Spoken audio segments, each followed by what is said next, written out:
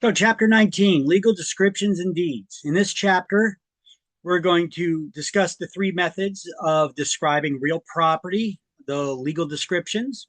We're going to identify the four types of deeds used in New Jersey and the effects of the various clauses um, in deeds. We're going to also go over the anatomy of a deed. Um, so, let's start off with legal descriptions. What is a legal description? It's an exact way of describing real property in a contract, deed, mortgage, or other document that's acceptable in a court of law. A legal description can be combined or altered only by a competent authority like a surveyor or a title attorney. Deeds uh, are the documents that convey one's right, title, or interest in real property, and they must include an adequate description of what's being conveyed, such as the land description or partial ownership rights or mineral rights, air rights, etc. And there are three legal descriptions of land: meets and bounds, rectangular, rectangular survey, government survey, or the Public Land Survey System, the PLSS. On exams, you'll probably just see it either as the rectangular or government survey. A plat map of a subdivision is the third legal description of land. Okay. So the deed is the document that's used to transfer one's ownership, their title, or rights, or interest, or partial ownership interest in a property.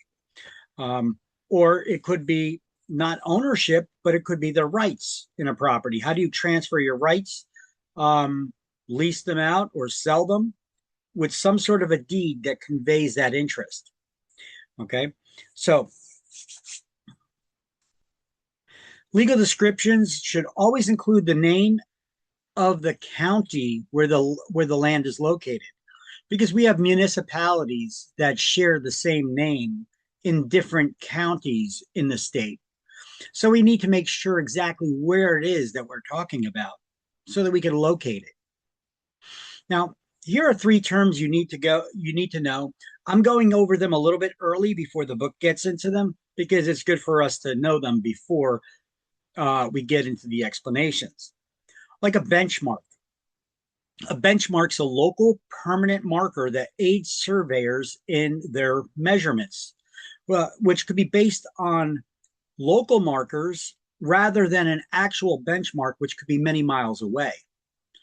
Um, a datum is a measurement of elevation. It's a point, line, or surface from which elevation is measured according to the USGS.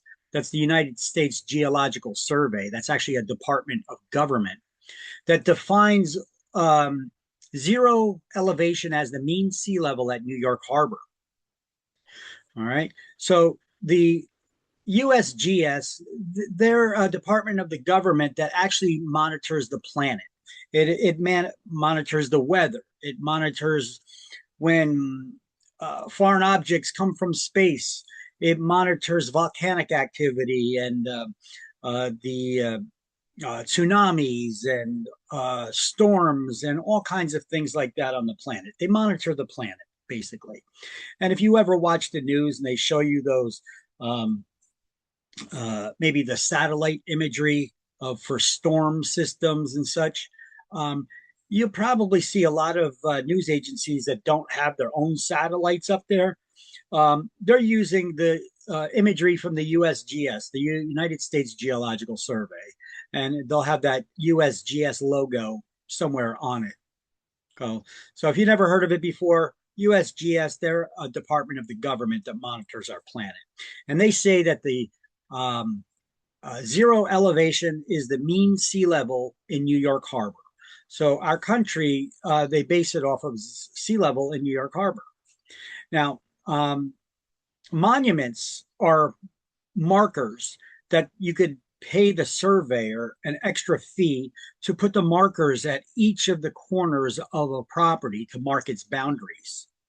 They could be made of wood, they could be steel stakes made of rebar, or it could be a ribbon that is pinned to a tree. They're not going to bang a steel stake or a wooden stake into a tree to show you where a corner of a property is if a tree is there. They'll just pin a ribbon to that tree. Okay. An example of benchmark would be, So a benchmark's that a local permanent marker. I'm going to show you some pictures of benchmarks so that you yeah. could see. But since our country was formed, we had explorers that went out and they mapped the entire area, the new territory, and they installed these permanent markers. Sometimes they installed them, they embedded them in rocks. What they'll do is they'll take a piece of steel stamped with the, or a piece of metal, some sort of metal maybe that was stamped with some information on it. And these markers were placed at in areas, and a database was formed, uh, creating the location of all these markers throughout the country. And periodically they need to be replaced because they get damaged by the weather and storms and other, vandals and stuff like that. I'll show you some examples of benchmarks in a moment. So that benchmark is the local permanent marker that aids the surveyors in those measurements, like where sea level is, New York Harbor. If you're in Edison and you have a surveyor that's measuring a property in Edison, they're not going to go all the way to New York Harbor and then work their way back with that elevation, measuring the elevation all the way back to Edison to your property. Now, at some point in time, that was done, but they're not going to keep doing it for every survey that gets done. Instead, they place a local marker somewhere and they say, as of this point, this is so many feet above sea level. And they could reference that point instead of the actual benchmark, which could be miles away. Okay. These are what some of those benchmarks look like. See how it's a piece of metal, got some stuff stamped on it. What company or who would actually place the marker there. It could have a elevation, the date that it was placed, um, and additional information. It could be a sign like this. These are survey markers. Here's another survey marker. Oh, okay. See, as you can see, this one was placed here by the U.S. Uh, Coastal and Geodetic Survey. Um, as of this point, they show you what the elevation is, 673.365 feet above sea level. And back in 1933, this was placed here. And back then, it was a $250 fine or imprisonment for disturbing this mark. I hope they raised the fines on it.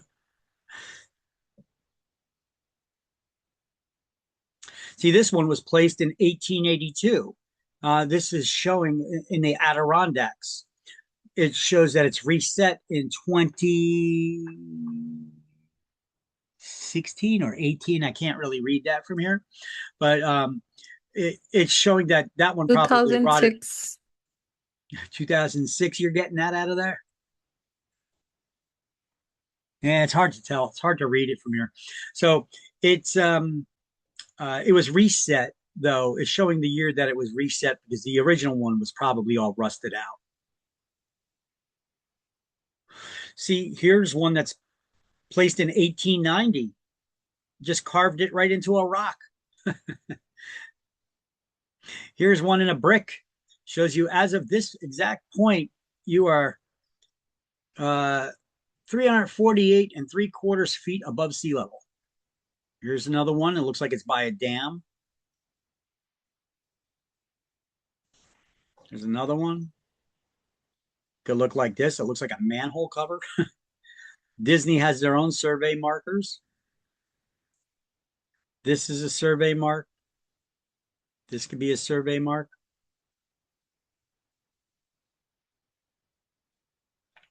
So here's a crew of surveyors from an old picture printed on tin.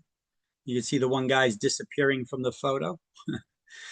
um, the tools that the surveyors used back then, They didn't have lasers and such. So they used a surveyor's chain and a compass. And that compass was often put on top of a pole of a specific height. And what they would do is they would have teams of surveyors that would work together to map out the land and do the measurements. So here's some basic measurements. One that you need to know: how many feet are in an acre? 43,560 square feet in an acre.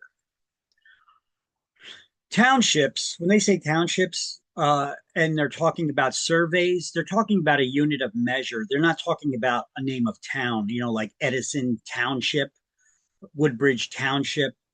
They're not talking about a form of government structure. They're talking about a unit of measure. So one thing has nothing to do with another. It's not like Edison Township or Woodbridge Township is 36 square miles. Okay, one thing has nothing to do with the other. One, the use of the word township is a form of government structure to manage it, municipalities, and another, township, when you're talking about surveys, is a unit of measure. So a township is 36 square miles, or 6 miles squared. A section is 1 square mile, and there are 36 sections in a township. We don't use those measurements here in New Jersey, but other states do. We don't use it in New Jersey or the 13 original colonies, the 13 original states. Now, the surveyors' chains, the surveyors would indicate on those surveys that they did, those old surveys, which length of chain they were using. It could be 33 feet or 66 feet in length. And so each person would grab an end of the chain and stretch it out, and they'd take a measurement. And then they would do that measurement, distance, direction, length. They would make those marks, and they would draw their maps, and they would write down these measurements as they measured out the territories, and then the states, and then the country itself, to know what the borders are. Okay. There are 640 acres in 1 square mile. You got that there. I guess we didn't need that repeated.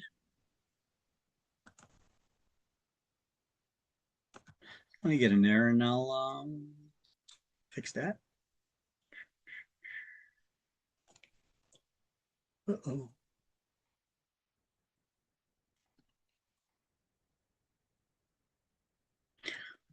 Now, we really don't use this measurement here. Other countries may. It's called a hectare. It's 100 meters by 100 meters, or 2.47 acres. We don't need to know that. The only measurement we need to know is how many feet in an acre, how big is a township, 36 square miles, and a section, which is 1 square mile.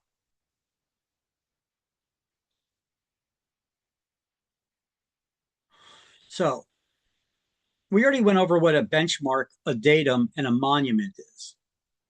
Now, let's get into the first legal description of land. It's called metes and bounds. It's a measurement of distance and direction around the property's boundaries. It's only used in the 13 original states. This is an older form of measurement. They use this in European countries and other parts of the world as well. The metes and bounds system has been around for a long time. So only the 13 original states use it, and New Jersey is one of them. We're the third state admitted to the Union. Now, the measurement begins at a definite designated point they call the POB, or that's short for point of beginning. That's where the metes and bounds measurement commences and ends. And then you measure all the way around the property, either clockwise or counterclockwise. Doesn't matter which direction you go, as long as the surveyor mentioned it on their survey, which direction they're measuring around the property, until they close the loop. So metes and bounds measurement of distance and direction around a property's boundary lines, only used in the 13 original states, which New Jersey is one of. The measurement begins and ends at a definite designated point called the POB, point of beginning.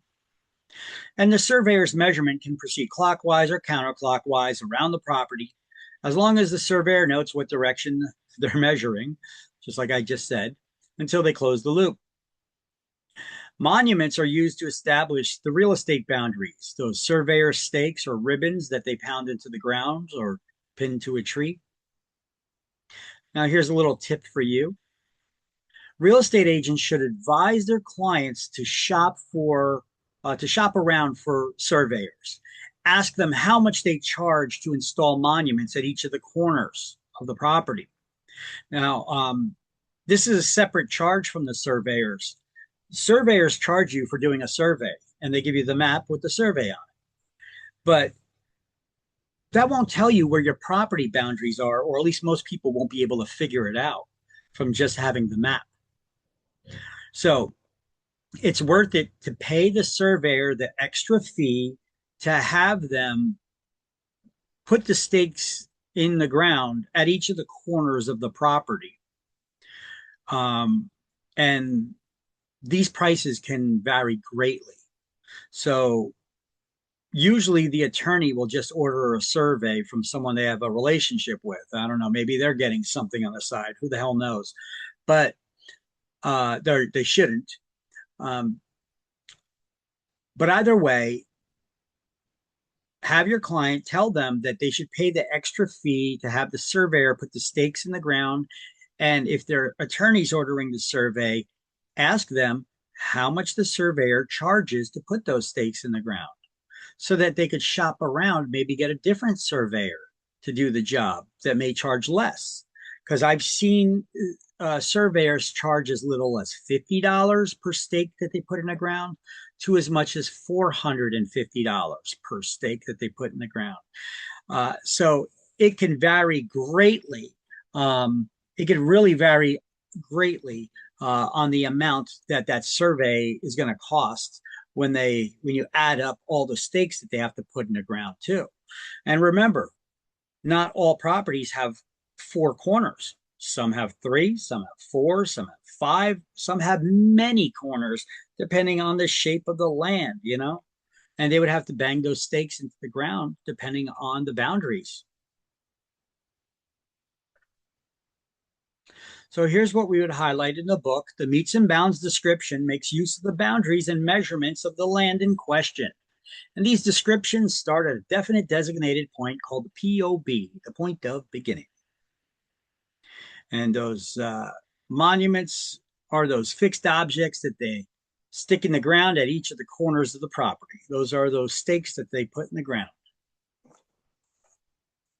So the pictures we saw, those were benchmarks, right?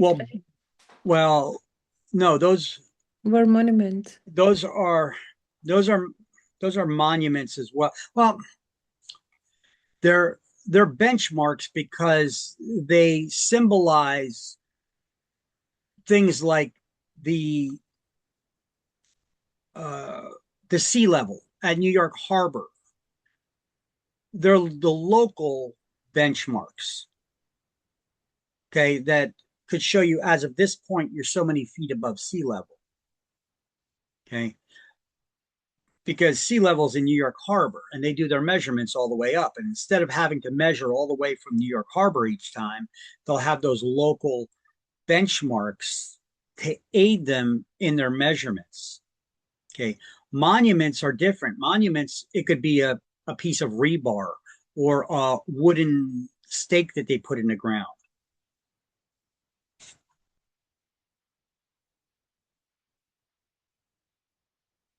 They put those usually to mark the corners of the property. Like here's a survey. Here's a survey with the of a property, and you can see down here we have the point of beginning, and they say there's an iron pipe in the ground. Okay, that's the steel piece of rebar. I know this because this is my house. Okay, so they put so they took their measurement here of that piece of rebar in the ground. Now, hold on, I'm trying to remove the zoom controls out of my way so I could see here. Okay, so uh here's where the curb is, and then you got the street. So you see concrete curb they have noted here. And then there's a distance in from the curb where the property line is marked. Huh? Why why so far from this from the curb do they start their measurement here? Well, the first 6 feet of your land is the municipality has a utility easement there, or they have an easement. If they wanted to, they could put a Six, sidewalk there. six Yeah, the or first 30. six, first 6 feet of the land. So basically, six So feet, Kit, overall it's 30 feet and 6 feet belongs to municipality. 30 feet. Where are you getting 30 feet from? No, six We feet. discussed in the class. No, 6 feet. The first 6 feet of your property, the municipality has the municipality as well as public utilities have an easement on. Okay, so if they wanted to put in a sidewalk, sidewalks are typically 4 feet wide, and then you maybe have a 2 piece stretch, 2 foot wide stretch of grass and the curb before you get to the sidewalk, and then it's your property, right? So I don't have a sidewalk in front of my house; it's all just grass. Okay, and then they're taking the measurement. It looks like the POB, the point of beginning, is starting at that point after the easement in their measurement here. And as you can see here, there's actually a fence, and the fence is inland a little bit. It's inside the boundaries. And that's because there's trees over here, which he didn't indicate. There's actually trees over here. That's why the fence is inside the property line. Okay. And then over here, the back neighbor, they actually have a fence that was going over the property line onto my property. They recently changed the fence, and as they were changing the fence, I told them make sure they put it on the property line this time because it was over the property line on my property. So now they got the survey markers in there and they put it in the correct space because at one point it was about a foot and a half over the property line. And you see there's one, two, three, four properties around mine. Okay. Not completely one neighbor just in the back. We got two back there, one on each side. Okay. Um, Here's how a legal description of land in the meets and bounds system works. Okay. It's pretty confusing when you read it. uh, don't worry, you don't need to know how to read these things. But Yeah, I have this is what I was talking about. No. Yeah. So this was some kind of question I have, from AI. I generated some questions, mhm. and he gave me like this beginning at point, southwestern, and then it gave me four answers, something like this only. So I was very confused. What's Okay, the well, answer? if you see a legal description of land that's reading like this with distance and direction around a property, that's a meets and bounds legal description of land. Okay. So this is the original survey of the area because my whole section of town, which is known as Sunnyside section of Linden, um, uh, this is the developer bought all this land in this area and then they subdivided it and then they started building it up into houses all over the area. This actually used to be a golf course um, in this area, and now it's all houses here. See, there's something there at one point in time before they started building up neighborhoods. So the the way that it reads, what's that? All that tract or parcel of land and premises situate, lying, and being in the city of Linden, county of Union, state of New Jersey, which is known and designated as Lot 8, Block 199-106. This is the lot and block number before any homes were built here. Okay. Uh, on a map entitled Map of Sunnyfield Incorporated, Section 1, Linden, Union County, New Jersey, made by Division Ross Professional Engineers and Land Surveyors, Linden, New Jersey, September 1949, and filed in the office of the Register of Union County, January 13th, 1950, as map number 335B. Okay. 335 is actually my block number. So, for the town. Now, the foregoing premises are further described in accordance with a certain survey made by W.M.C. Sweeney Associates of Linden, New Jersey, dated November 18th, 1978. So that's actually when my parents bought this house. In 1978, they had it surveyed again. So this is their, I dug out this survey to show to you. Beginning at a point of the southwesternly side of Sunnyfield Drive, which point is distant 312.06 feet along various courses and distances. They'll have wording like that so they're not going to get into the exact full description of how they got to their starting point. But this is showing how they get to the point of beginning where they will begin their measurement from. They're showing you like down the block at the corner where their streets meet and they split. This is basically where they're starting their measurement from, and then measuring back to one of the corners of my property, and then they start the measurement from there.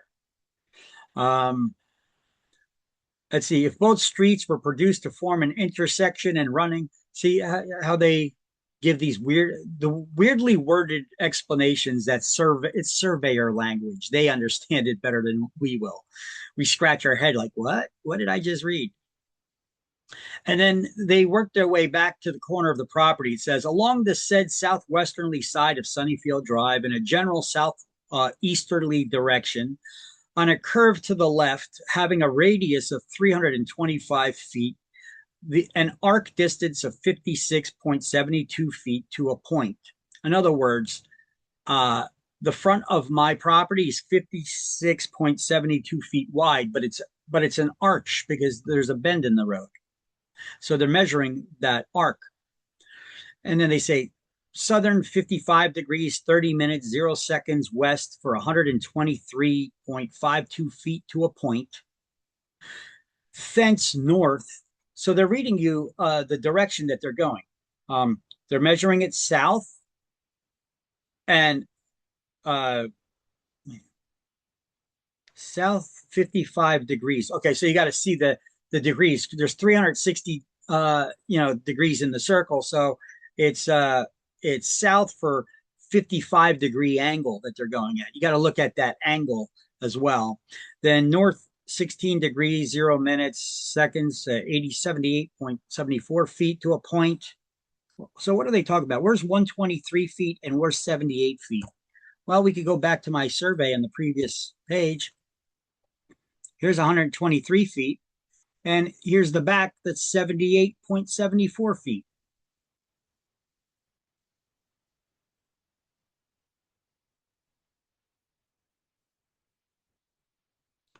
So my house is facing east here. This is northeast. Okay, northeast. Oh, so northeast. I got it cut off here. They'll always put on here in the corner of the map an arrow with the direction. You know, see, there's the measurement of the arc here, the radius, and it's just a measurement all around. And they show you the distance between sidewalks and fences and sheds and all that. So here is the property, the lot and block number on this subdivision map, which is actually, this is from a newer tax map. Lot number 335, lot number 5. Okay, that gives you to a specific property. You see, it's got the same dimensions here, but this one's an actual survey of that particular property. And this is the tax map, which also shows you the dimensions. It just doesn't show you like the degrees and angles and all All right. Anyway, that's the Where way did you they. get this map from? I That got this. records? What this one? I got from the No, tax. your property map. My MLS tax records. I got this from this Mm. property map. Yeah. This one. This is a survey. I paid a surveyor to do a survey Okay. of the property because I plan on tearing down this shed and putting up a new one. And I Okay. need the city wanted me to get a new survey. So here's my survey. Even though the guy, it's a little wrong, the guy put down an asphalt driveway for here for some reason and a concrete walkway. This is a concrete driveway, so I don't know why you put asphalt there. But anyway, this I got from the tax records. I got it through the MLS.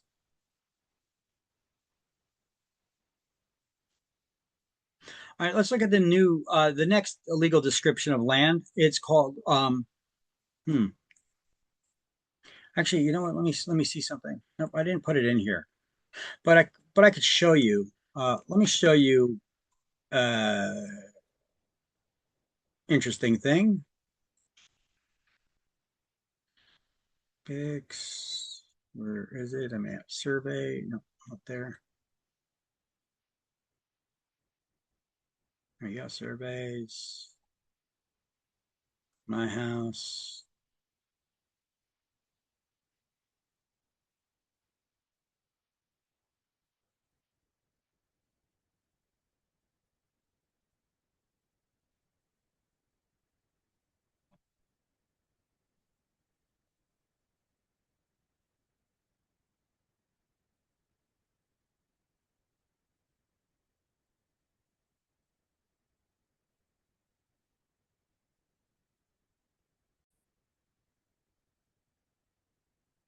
Okay, so in this survey, you can see there's actually a utility pole at the corner of my driveway. It's actually in the corner of my driveway here.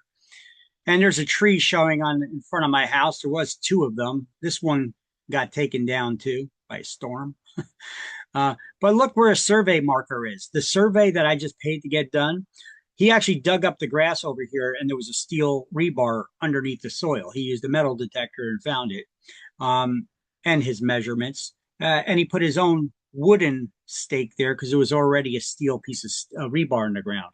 And you could see here at the distance, there's another surveyor stake. But look how far from the curb that he put that stake in the ground, right? That's about 6 feet.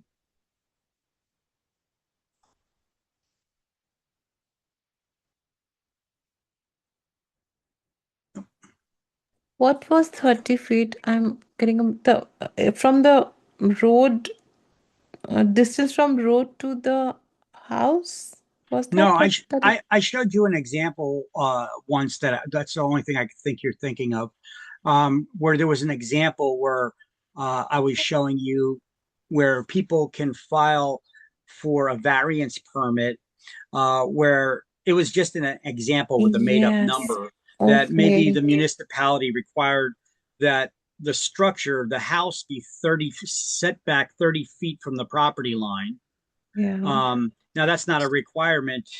Okay. Each town you need to check with what their ordinance is for the setback. Okay. Even though this looks like it could be about 30 feet back from the property line now. I don't know. I don't know the exact distance of that.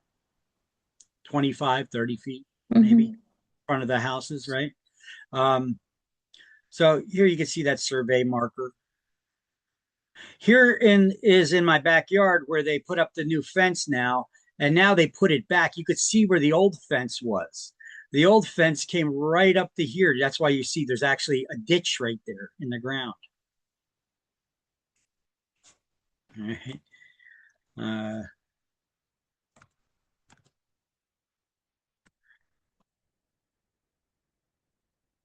yeah, good thing all this got a new owner of the property next door. They cleared out all this shrubbery and bushes, which was a mess. But you could see, look at the gap. This is this is where our fence went to because their fence was all the way up to here. It was over a foot onto our property. So I told him to put it back to set it back. And he's the one that got that weird shaped lot that goes all the way here and then goes around that tree. And then, in the tax records, I showed you that one that has the back neighbor that has five corners to their property. So a surveyor would have to put five stakes in the ground for their property. Okay. And you can see they put the surveyor put the stakes in the ground to know how to run their new fence. All right. Uh,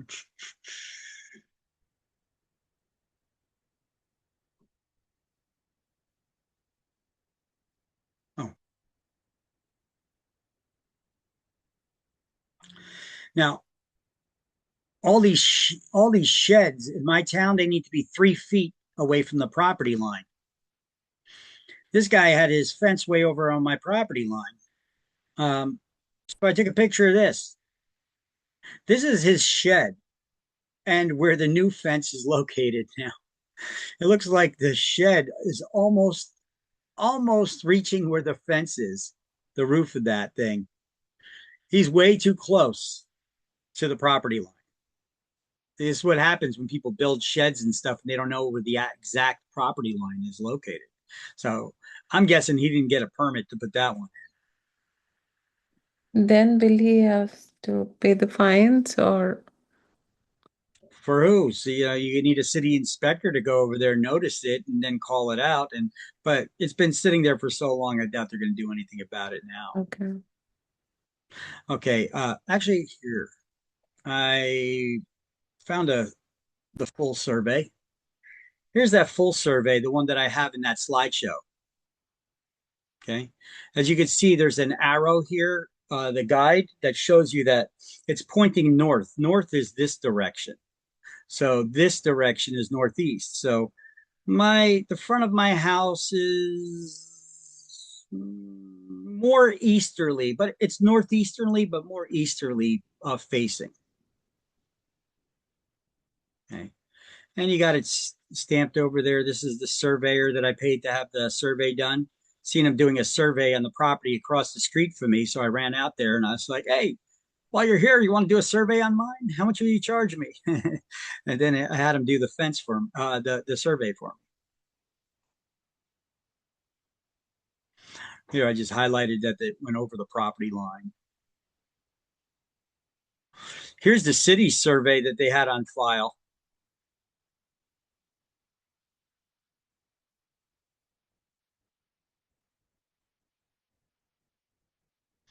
Southeasterly side of Princeton Road. Okay, so it goes to this direction.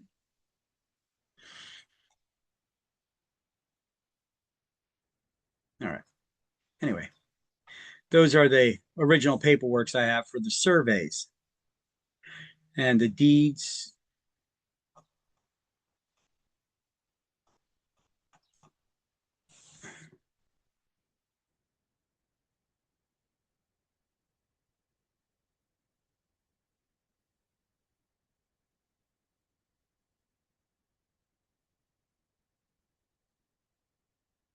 Okay, so we also did something. My dad passed away. My mom put me on here as well, but this was before we consulted with anybody. She put me on the deed of the property. In case she passes away, it comes to me. But this kind of messed up with her tax breaks that she gets because she gets the senior freeze discounts for the property taxes. So, but either way, you can see this in 2021, she added me to the deed. And here we go. It was a warranty deed. We're going to read over different types of deeds. Shows that she's unmarried. Or my dad, her husband died. And Victor Kaminsky, unmarried man, joint tenants with the right of survivorship. So she dies, I get the property. Whose address is this? Da, da, da, da, da.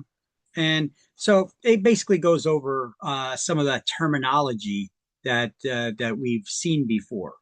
Even though I'm not married to my mother, of course, she's my mother, but we are joint tenants with the right of survivorship.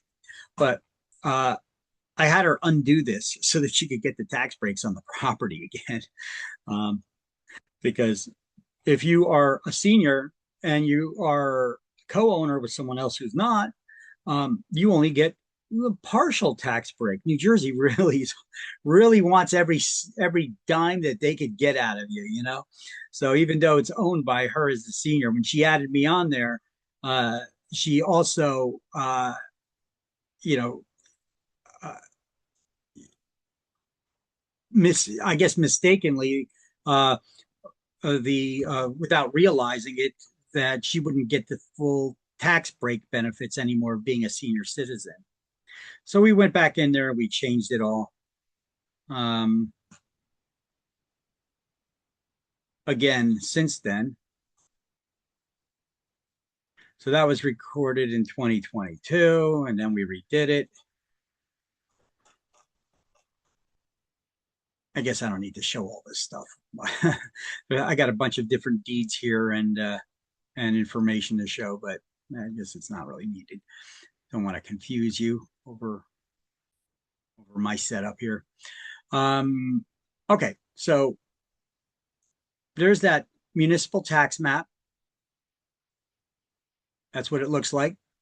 And the next type of legal description of land. So we have a metes and bounds description, the measurement of distance and direction around the property's boundaries.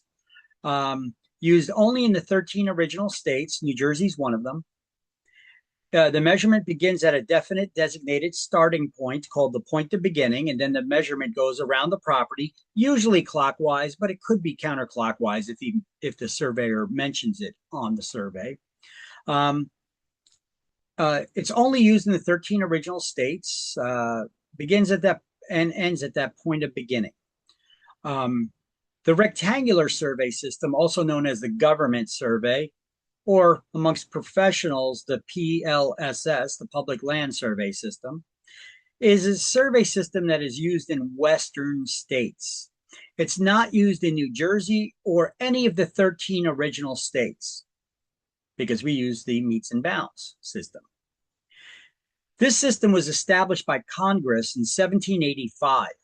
So this is a new legal description of land that was created by Congress in 1785. The measurement locates land using principal meridians and baselines measured by degrees of latitude and longitude to find areas of land called townships. Okay, well, first of all, degrees, you've seen in my metes and bounds system how they use degrees and minutes and seconds, right, for the measurement of direction around the property. But here they're using degrees of latitude and longitude. Latitude and longitude to find areas of land called townships, which are 36 miles squared. Each township has a number to it. Throughout the United States, each township has a number, and they're found by degrees of latitude and longitude. To find those lines, those invisible lines that you've seen on the globes in your classrooms when you were in school, right? Well, those are measurements around the globe. And they use them to find areas called townships, which are 36 miles square. And each township contains has 36 sections. Each is 1 mile square, or 650 acres, if you want to know. And each is numbered as well. And they start counting from the top right to the left, then left to right. So it's left, right, all the way down. I'll show you. So a rectangular government survey based on principal meridians and baselines to locate areas of land called townships and sections. Townships and sections are identified by reference numbers, and each township is 36 square miles. Each section is 1 square mile. So sections of townships are numbered 1 through 36. Section 16 is usually reserved for schools and 14 for government use. And it was created by Congress in 1785, and it's not used in New Jersey or any of the 13 original states. So here is a township, an image of a township in the book, right? You can see there's 36 squares in it. Each one of those squares is how big? 1 square mile. It consists of One second. 36 of them because a township is 36 square miles consisting of sections. Each 36. section is numbered and is 1 square mile. Okay. So this whole thing is a township and each box here is a section. Okay. So in the books, I had you highlight township contains 36 square miles. Sections are further divided into 36 numbered sections. Each section contains 1 square mile. And this is the way that a legal description of land would read in a government or rectangular survey.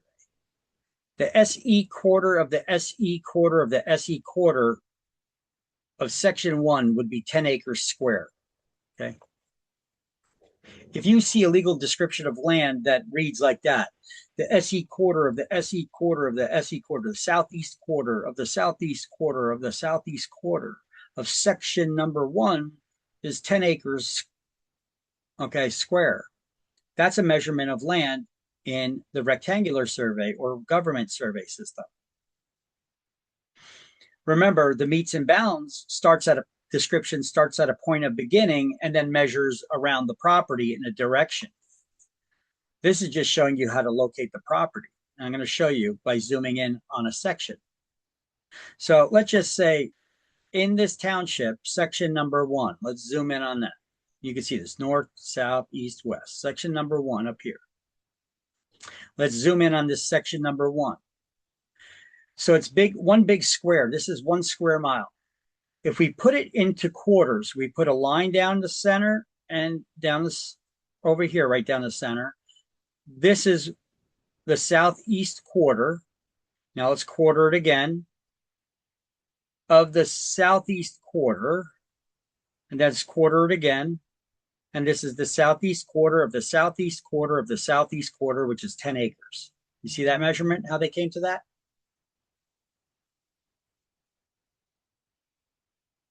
Or you could look at the different ones and see how they measure.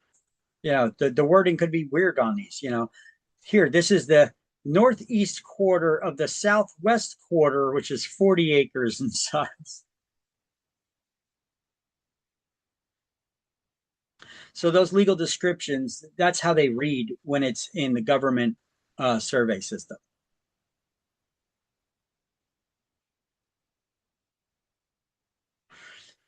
Here are those imaginary lines on the globe. Remember those I told you about?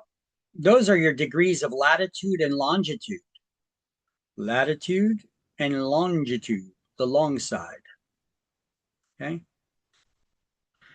Using the government rectangular or public land survey system. So they zoom in on section 14 and then they further break it down, which I showed you on the previous slide how. But how do they find out where the township is? Well, by degrees of latitude and longitude. And then when they find out the township, now they break it down to which section is it in within that township. In our case, it was section 1, and then we further zoomed in, and then we broke down to find where the property is located. The SE quarter of the SE quarter of the SE quarter was 10 acres in size. Okay. And now we have the plat map. A plat is a map of a subdivision indicating the location and boundaries of an individual property, and the map is recorded in the county where the land is located. Each lot location is designated by lot and block number within that map, and it's often combined with the meets and bounds description to measure the property. At least here in New Jersey it is. So legal descriptions of land can be combined, but only by a competent surveyor or title attorney, or title attorney. Okay. So what kind of questions can you get on exams? Here, let me give you a bunch of questions. Are you ready? Let's go over a bunch of example questions here. Which legal description of land was created by Congress in 1785?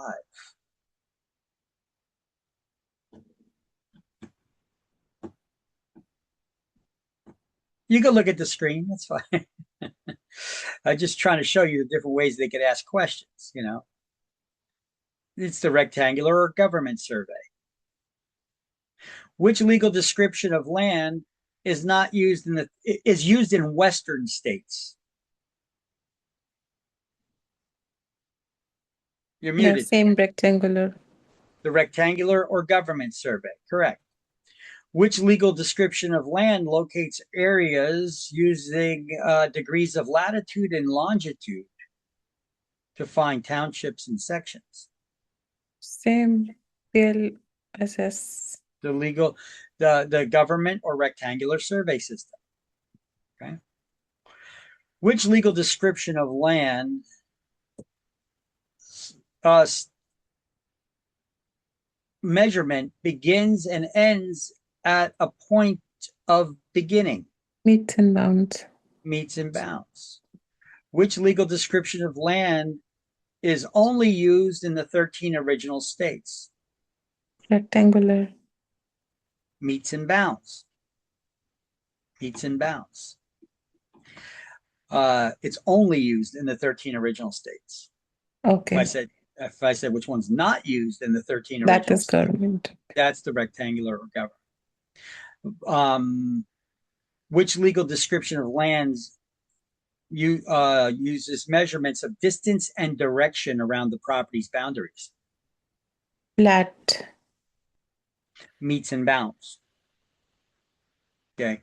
Plat map could also measure around the property as well, but it's basically a plat map is usually combined with the meets and bounds. So that's the meets and bounds that does the measurement of distance and direction around the property's boundaries.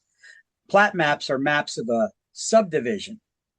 Can you hold on for 1 second here? All right. Which legal description of land is used to lay out locations and boundaries of properties? Plat map. Plat map. Correct. Now, which legal description of land is used to locate, I guess, measurements and boundaries of properties within a subdivision? That would be a plat map, right? So plat maps often combine the legal description of the plat map itself, which is a measurement of lot and block number, and then they also then measure around the individual parcel using meets and bounds of measurement of distance and direction around the individual property. So it's a combination of both. Okay. So you will get questions. So you do need to know meets and bounds, what point of beginning is, that it's the 13 original states.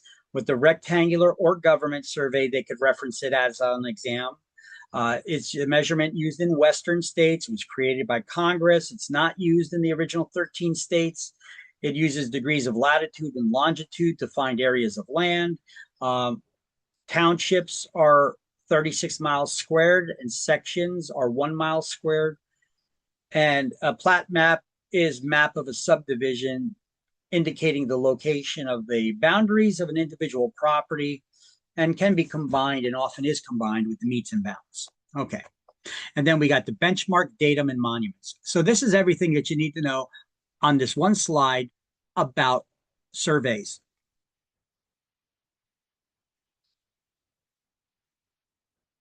So if you want to snap a picture of this slide, this is the one to do it. I think this is the final one. Yeah, let me see. Yep, that's the final one. Come on. All right.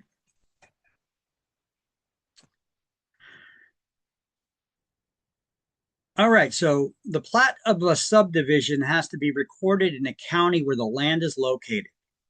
It often combines meets and bounds measurement of the individual properties. Each municipality consists of many subdivisions that were built over the years as the municipalities were being developed. And your tax maps are basically all those subdivision maps linked together. It's a description of land designation by lot and block number in order to locate on the map. Plat map of a subdivision. Cemeteries work the same way, by the way. You ever go to a cemetery and you try to locate where somebody's buried? You could go to the office. They have a map with all the individual, they call them plots, the grave plots, right? You could find on the map where those plots are. They're numbered, and so you could find them within that cemetery. Can you find who was buried where? Uh, I'm just yeah, curious, not yeah. the first question. In the You got to go to the cemetery for that. The cemetery has their own map of that. The city's not going to have a map of who is buried where. Okay, that's something only a cemetery would With the pictures? have. No, not necessarily. Okay. You know, uh, especially in older cemeteries. You know, the cemetery where my father's buried in Pennsylvania is for our church. It's up there in Pennsylvania, and there's actually a section of the land where there was a school fire, and there was a couple hundred children that were killed in the fire.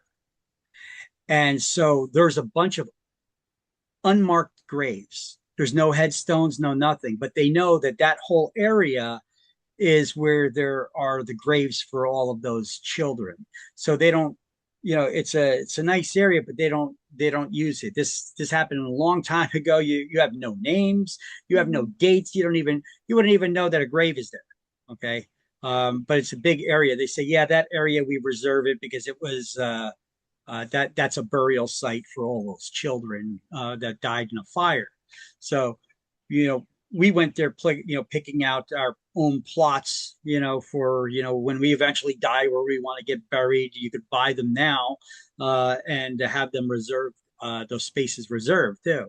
So we were doing that, and you're like, oh, this is a nice area over here. Looks over the valley, because it's on top of a mountain, and it looks over the valley. It's very beautiful.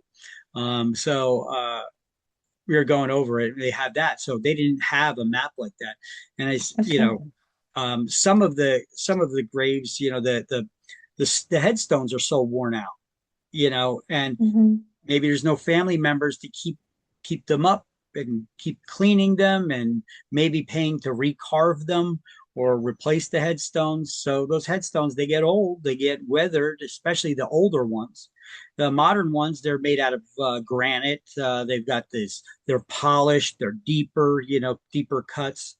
But look, you have vandals, you got kids. Sometimes they come by, and not up there, but we've heard of it here in New Jersey, that where they go and they desecrate graves, and they go just kicking over headstones, and doing things of that nature, and destroying that stuff. So, who's buried where? Hopefully, the cemetery has a map with all that information, so that they could then reference and then rebuild those headstones, or know where to put them, you know, where who is buried, Um, but yeah, I actually joined a website, and I'm a contributor to that as well, because, looking up family members and history and where my family members are buried, in addition to ancestry.com, you could there's something called findagrave.com. Okay. Okay. Okay. And all over the world, you can contribute there, because they try to gather and aggregate the information in the United States, but also all over the world. All over the world, though, it's a little sketchy, because not everybody's using it. Mm-hmm. I was looking up relatives in cemeteries, in Poland, and in the what is now the Ukraine. Mm-hmm. Um, there's a lot of history over there. People talk about the Ukraine, and how Russia is their oppressor. But back in the days, Ukraine was actually siding with Nazis, and they were hunting down and killing Polish people in a very brutal way. So there's some of that land used to be Poland. Poland changed, the geography changed over the years, over history. So those maps, you may be able to find them using one of those. Actually, I'm just But asking this question because I saw something. I saw a woman, uh, yeah, I mean, near a cemetery. So I was just curious if I can find image of the people who are buried here. I was just curious, so I thought I'll ask someone I don't know. So usually yeah, not. Most yeah, people okay, don't, although you can see this. Some people, they got these headstones where they have laser etched and engraved the image of the person that's okay, buried there. Or sometimes they take that color photograph and they have it put in some kind of, I guess, um, sealed uh, okay. container, or the photo is put to something that's waterproof, Mm-hmm. and it gets stuck It's graved in the stone. to the Okay. stone. Yeah, that's the way. That's a way that you could do it too.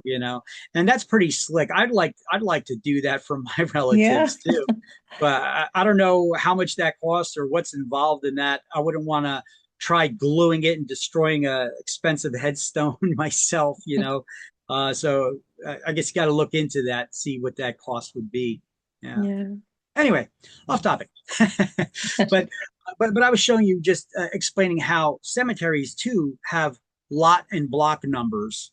In large cemeteries, they have the different sections. So I guess their sections are like the blocks, and then you have the individual lot numbers or plot numbers for the graves. You know, it's just a smaller, instead of a lot, it's a smaller plot. You know, there's many plots on a plat, and cemeteries have plat maps too, or plot maps. Okay, so it's a type of subdivision, right? So you can look at it the same way. Okay, so every municipality consists of many subdivisions that were built over the years, and then they were just added together. You could put them next to each other to build out the whole city.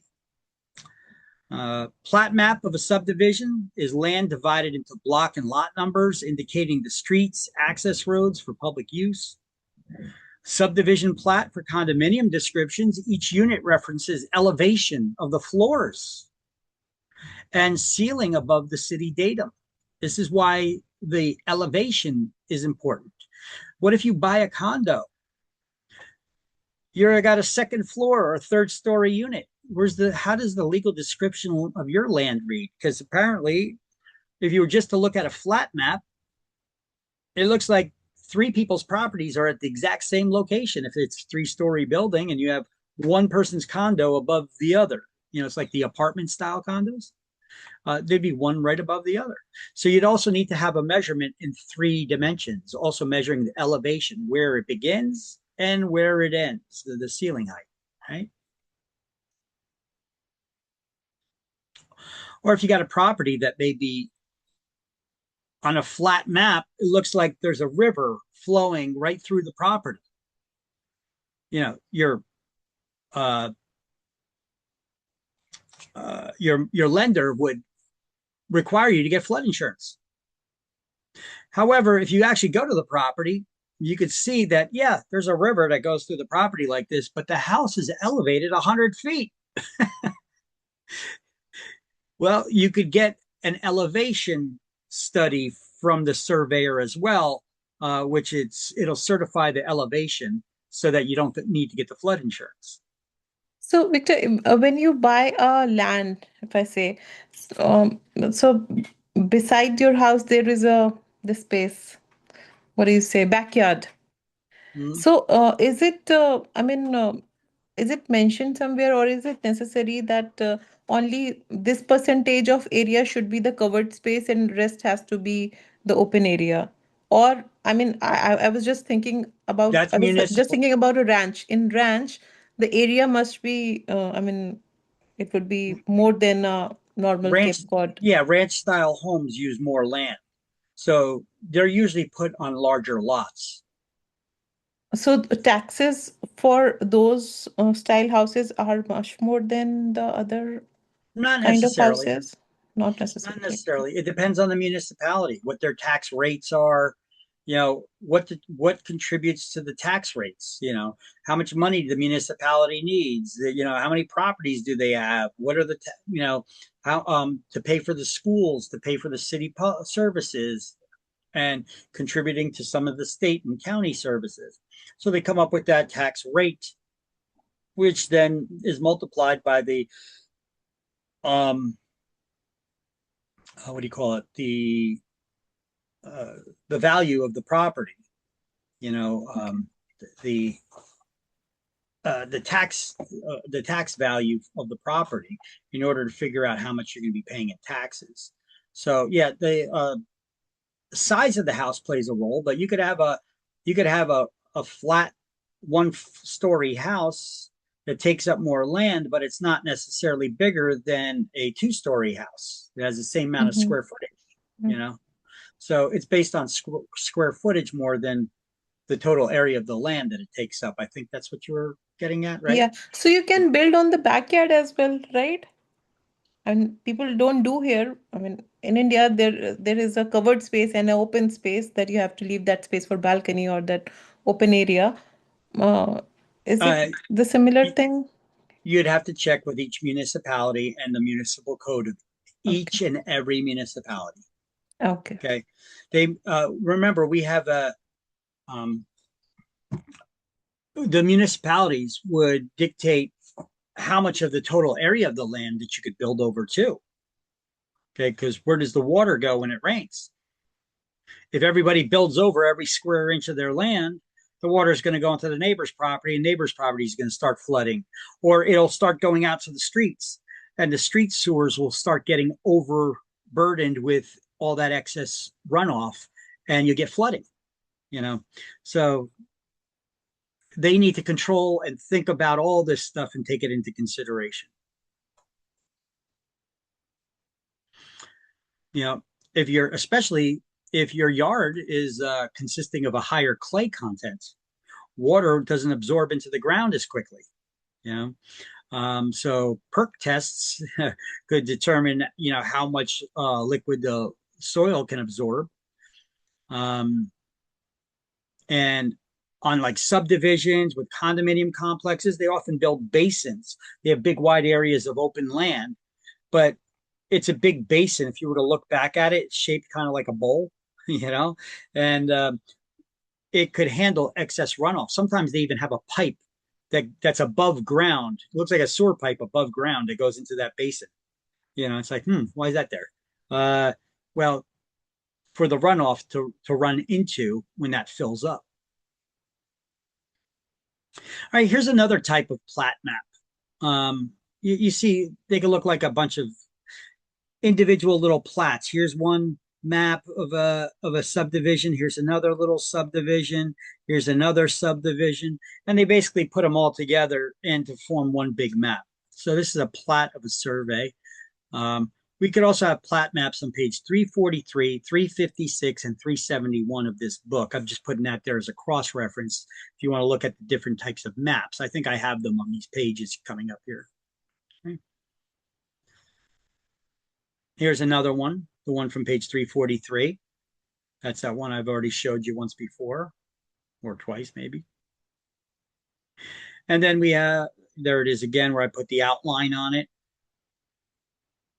And then here's the municipal tax map. And here you can see sheet 30, you'd match up to that side. Sheet 26, you would match up to over here. Sheet number 22, you put together, and it's like a big puzzle. If you put together all the different tax maps, the plat maps together, uh, here, sheet 25, this is sheet 25 itself. Here, sheet 24 matches up over here on this side, sheet 32 down the bottom. And then you could, like a puzzle, you could put all the different maps together and you could build out your whole city. All right. So, who does surveyors? Well, licensed surveyors. Yes, it requires licensure. Uh, Also, a lot of smarts to be a surveyor. You got to be good with maps.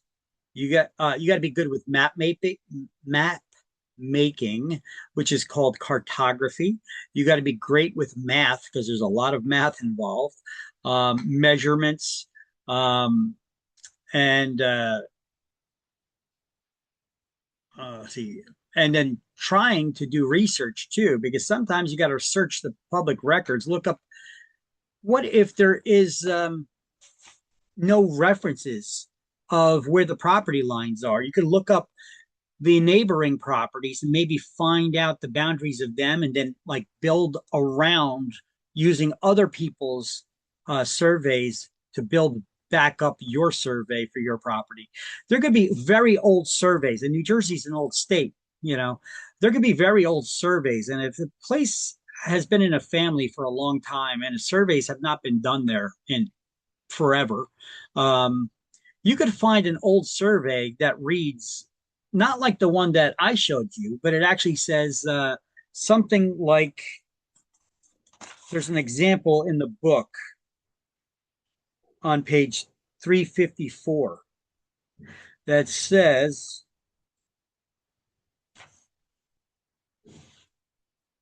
beginning at the intersection of the east line of Jones Road and the south line of Skull Drive, thence east along the south line of Skull Drive, 200 feet, uh, intersection. Okay, no, that's not giving that good description. I'm looking for an old description, like it says, starting at the corner of Jones Street, where the old oak tree is, and then meandering along the river in the northbound for approximately 100 feet before you get to the big boulder, and then heading due east. You know, you could have measurements like that. You know, they're using landmarks that may not be there anymore. That old oak tree could have fallen or burned down. That big boulder could have been moved years ago. You know, so some of those landmarks may not be there no more. It makes it very difficult for these surveyors to do some of those jobs like that. So, not all survey jobs are super easy. Some of them, you may have seen surveyors. They're usually operating in two-man crews these days. Um, you know, they have those tripods with the laser and the glass that like a little, looks like a little telescope on the end of it, and then somebody else is holding a pole with a reflector on it. Okay, you ever drive down the highway, parkway, Route 287? I've seen it where the guys are off in the sides of the road in the bushes doing measurements. Like there's no other construction vehicles or anything around. These guys are just doing their measurements out in the bushes somewhere because they're looking for those benchmarks, perhaps uh, that that they're basing their measurements off of, and then working their way back to a property. Okay, it's interesting when you're paying attention. Now you know what those guys are doing there. You know, they're measuring a property somewhere in the area, and they're looking for a local marker that they start their measurement from. You know, so when are surveys used? When conveying a portion of the lot, when placing a mortgage, uh, determining legal descriptions, subdividing land, or when you're doing construction. Like I want to build a shed, I need to get one. And here's that one of mine again, showing how that neighbor went over the property line there a little bit. Oh, look at that. I did have pictures in here in the slideshow. Shows you where the markers set back off the property line. Okay.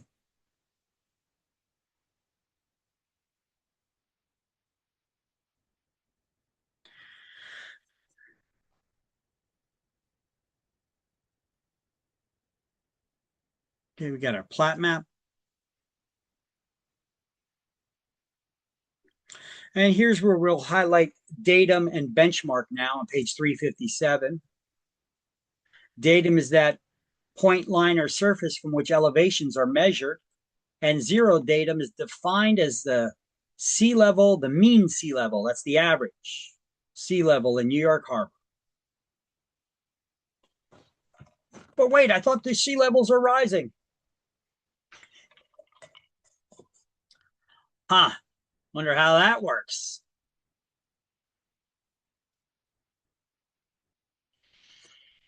And then benchmarks are those permanent local reference points that aid surveyors in their measurements.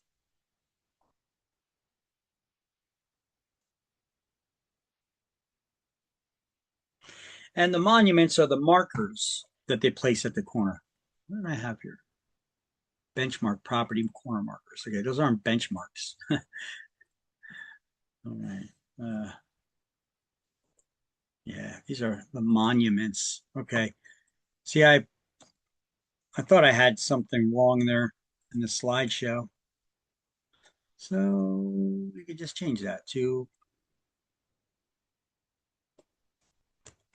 monument. Property corner markers.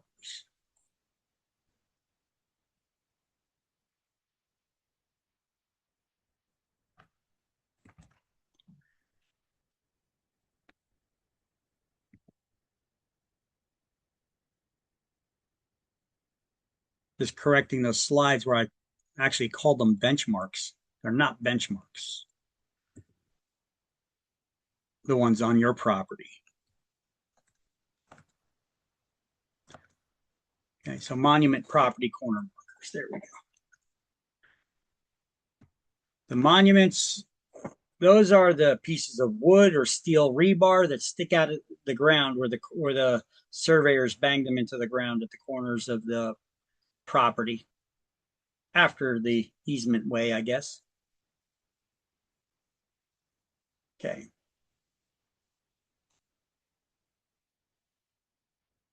So once again, boom. Benchmark data monuments, meets and bounds, rectangular, and plat map. Okay, so now we're getting to the types of deeds. We're done with the surveys. So now we can get into types of deeds. Ooh, shoot. So a deed is a written instrument where an owner of real estate intentionally conveys their rights, like air rights, mineral rights, the title, that's the ownership, or interest, that's a partial ownership interest in a parcel of real estate. Parties to a deed are the grantor and the grantee. The grantor is the owner who's granting their ownership to someone else. They're the ones that sell or give the land. And the grantee is the buyer who acquires the title. Okay. Deed is just the document that's used to transfer that ownership, the rights, title, or interest. The grantor is the one we grant the ownership to someone. So the grantor is the one that's giving it. The grantee is the one that's receiving it. Grantor is the only one that needs to sign a deed for it to be valid, though. Deeds do not need to be signed or dated by the buyer to be valid. However, the buyer, the grantee, has to be named in the deed. Deeds don't need to be dated because the transfer of ownership takes place upon delivery and acceptance of the deed itself. Somebody's got to deliver it, somebody's got to accept it. That's when the transfer of ownership takes place. So it doesn't matter what date's on the document, there has to be a physical delivery and acceptance of the deed.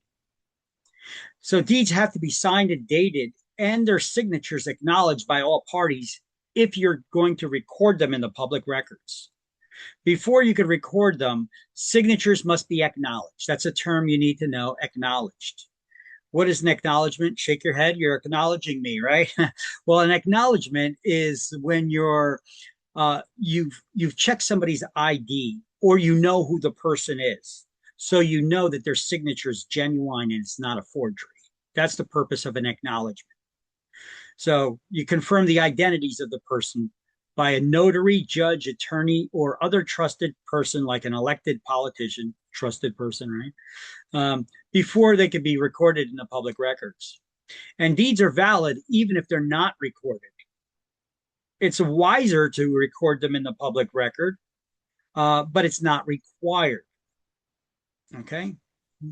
It is, however, in both the buyer and the seller's best interest to ensure deeds are recorded. Why? What if you bought my property? Okay. Let's just say you bought my property. You got a deed. If you don't record that deed in the public record, the world thinks that I own the property still. So if I get sued, they see I own a property, they could put a lien on it. That's why you would want to make sure it's out of my name and in your name.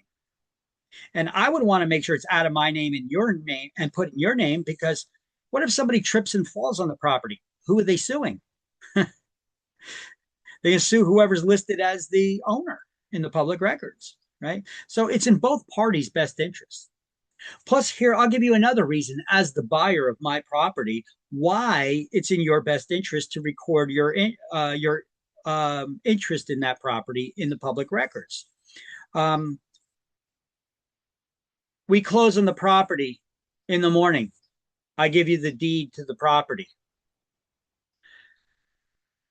And I'm not such a scrupulous person.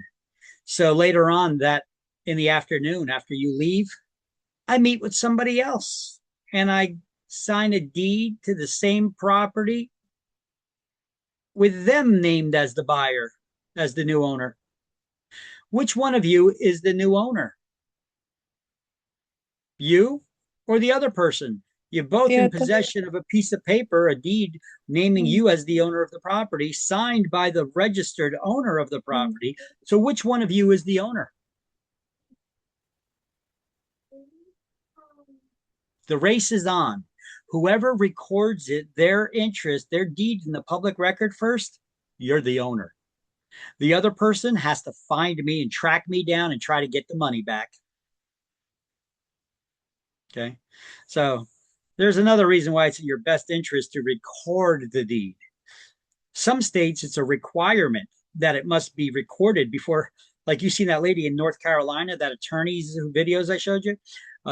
She said in North Carolina, nobody gets paid a commission. Nobody gets paid unless it's recorded in the public records. In New Jersey, it's not a requirement. We have 21 counties, 21 halls of records where you could record deeds, but it's not required that you do. So there's 4 types of deeds in New Jersey. We have the full covenant, and which is a covenant's a legal promise, so a full warranty deed, also known as simply a warranty deed or general warranty deed. A bargain and sale deed with covenants against grantors act, also known as covenants versus grantors. You could replace the word against with versus, against or versus grantors act. And then you have the bargain and sale deed with no covenants. And we have a quitclaim deed. So I put a highlighted box around them here on page 357, and I put an arrow there for the deeds that offer the most protection to the deeds that offer the least protection. And I wrote here next to covenants that a covenant is a legal promise.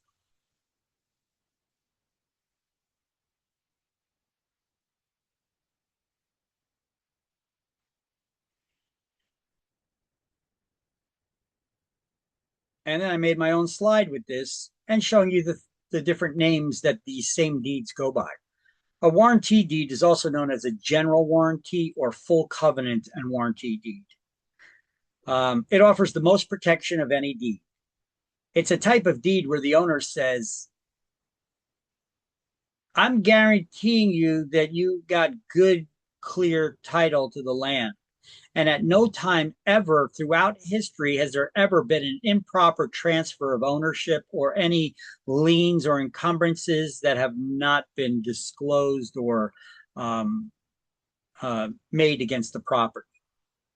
So I'm not just guaranteeing that the time that I own the property, I've done nothing to encumber it. I'm guaranteeing you also that throughout history, since the beginning of land ownership recording in the United States, since we became a country, that there's never been an improper transfer. How can you make such a lofty claim like that? So that's offering the most protection of any deed. However, what if there was an improper transfer and it pops up? Well, I'm responsible for providing any evidence and paying for any legal fees and whatnot to protect the quality of that deed that I said I was delivering to you, to fight it in court and protect it. But what if I'm broke? What if I'm dead? What happened to your, where are you going to go now? This is why it's always a good idea to get title insurance. Okay. In New Jersey, the most common type of deed used is the bargain and sale CAG type deed, CAG or CVG, also known as a special or limited warranty deed, because it's a special or limited warranty deed because it says that as long as I have been the owner of the property, I have done nothing to encumber this property. I'm not guaranteeing anybody that's owned it before me. For that, do your own research, do your own due diligence, and get title insurance. So hire a title company to do the research and get a title insurance policy. What is title insurance insuring? Well, what does title mean? Ownership. So title insurance, before an insurance company can give you an insurance policy that says you're the owner of the property and there are no liens or any kinds of encumbrances against that property. Otherwise, if there is, the insurance company, it will reimburse you if you lose that property because somebody else steps forward and proves that they're the rightful owner of it, or if it turns out there's other liens that are against the property that have not been paid, they'll step in and they'll pay them. But before a title insurance company will do that, they do some real deep research in the public records to make sure there's no liens or encumbrances on the property. Okay. So a title insurance policy is actually one of the 4 evidences of title. It's proofs of ownership. Okay, and then we have a bargain and sale deed without covenants. This is also known as a straight bargain and sale deed. It has no promises that are attached to it. The owner is just saying, I have the legal right to sell the property. I'm not guaranteeing you the quality of the title, that there's no liens or encumbrances on it. I'm just saying I have the legal right to sell it. And this is why this is often used as the sheriff's deed, that they write sheriff's deed on it. It's just a straight bargain and sale deed. Sheriff's saying, hey, we got the legal right to sell the property. That's the only guarantee we're making, is that we have the legal right to sell it. We're not promising the quality of the title. So it's often used in sheriff's deeds or in tax sales. And then a quitclaim deed offers the least protections of any deed. In a quitclaim deed, the owner is not even saying, I have an interest in the property or that I am the owner. All they're saying is, I'm giving up any interest that I have in the property, not saying that I do have interest in the property. However, a quitclaim deed can just as effectively transfer the ownership as a full warranty deed can, if the owner who signs it is the true owner and has all the rights to the property. But they're just not saying I have any of that. It's often used in simple transfers within a family, in divorce settlements, or to clear up clouds on the title. So here are all the promises that are offered in a full warranty deed, the general warranty deed. Let's read them here. Okay. The covenant of season. Season. You seized the land, right? You conquered it, you seized it. So in the covenant of season, the grantor warrants that they're the owner of the property and they have the right to convey the title to it. They've seized the land. They're in control of it. The covenant against encumbrances. The grantor, the seller, warrants the property's free from any liens or encumbrances, and they're willing to defend it in court. An encumbrance is a claim by another or a liability against real estate, such as taxes, judgments, liens, restrictive covenants, easements, licenses that could diminish the use of the value of the property which the grantee, the buyer, was not made aware of. Can you buy a property that has liens or encumbrances on it? Sure, sure you can. I don't know why you'd Yeah. want to. Maybe under certain circumstances, the juice is worth the squeeze and you're willing to, but not always. Okay. So wouldn't you want to know if there's any liens and encumbrances on the property before you actually buy it? This is why we do a title search, to try to research and do our own research and not rely on the seller telling us, you got good, clear title. We want to do our own research, and this is why we pay for a title search and then get title insurance. Okay. Then covenant of quiet enjoyment, the guarantee that title is good against third parties who may step forward and make a claim that they're the rightful owner of the property. Because my grandpappy's grandpappy was swindled out of this property, and I could prove it. I found some documentation buried in the backyard in a safe, whatever, where they found it. But I have proof that he never signed the property to sell the property.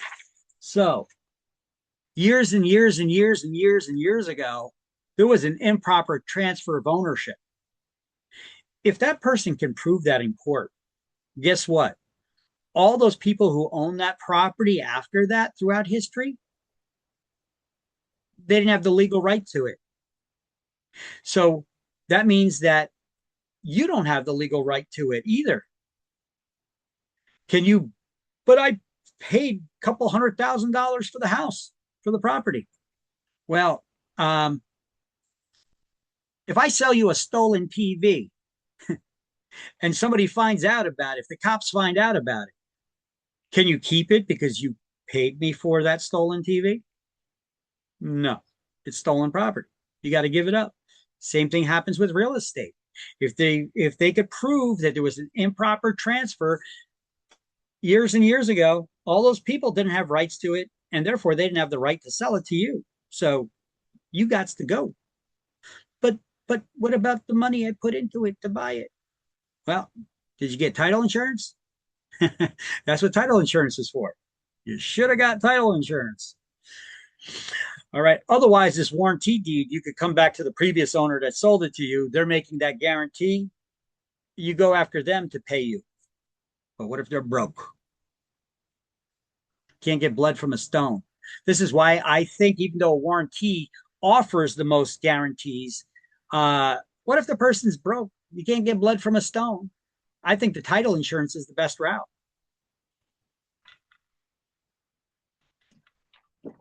And then we have the covenant of further assurance.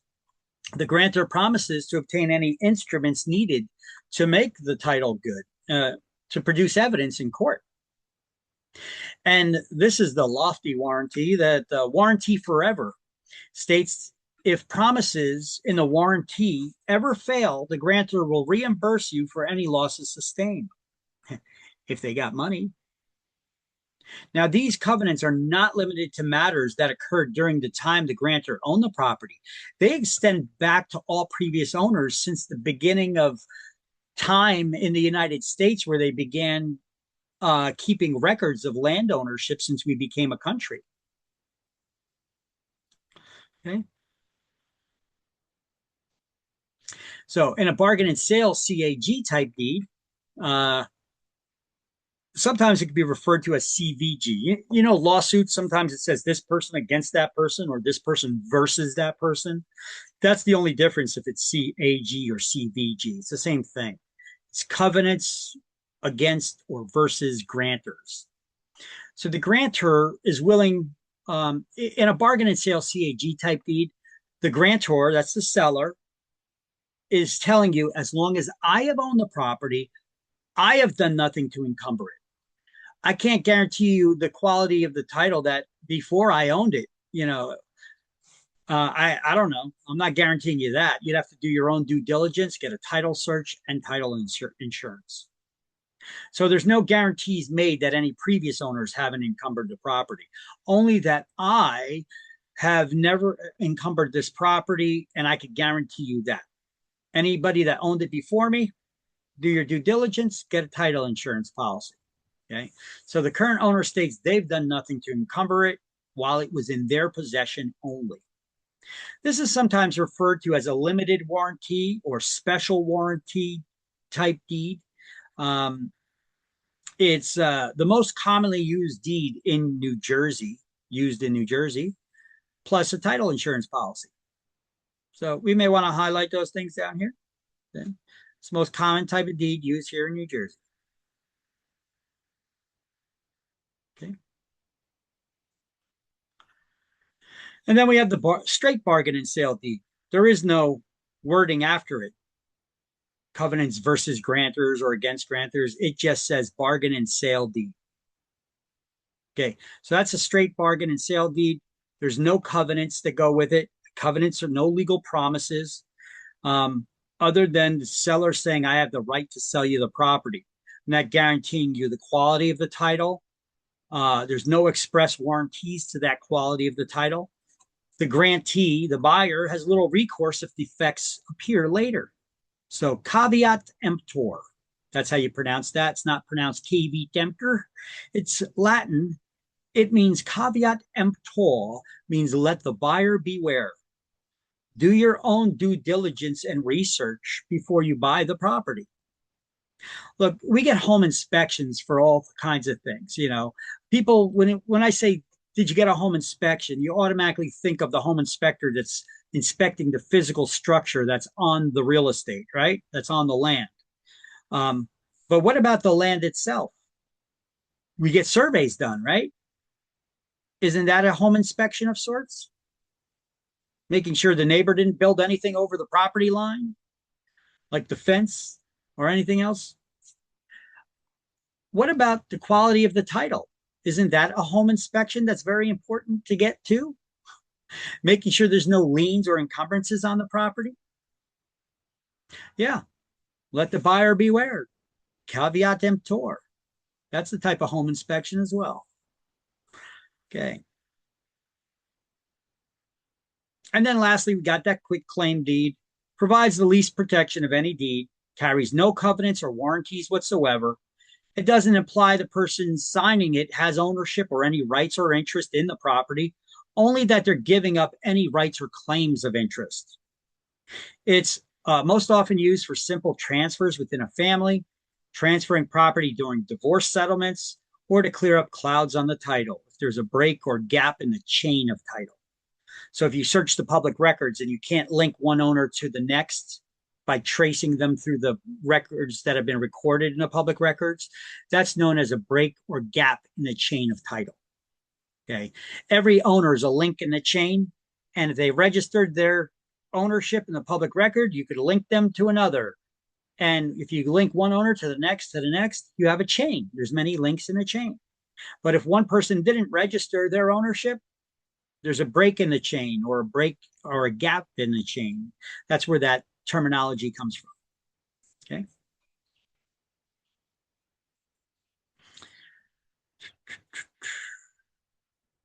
All right. So requirements for having a valid deed.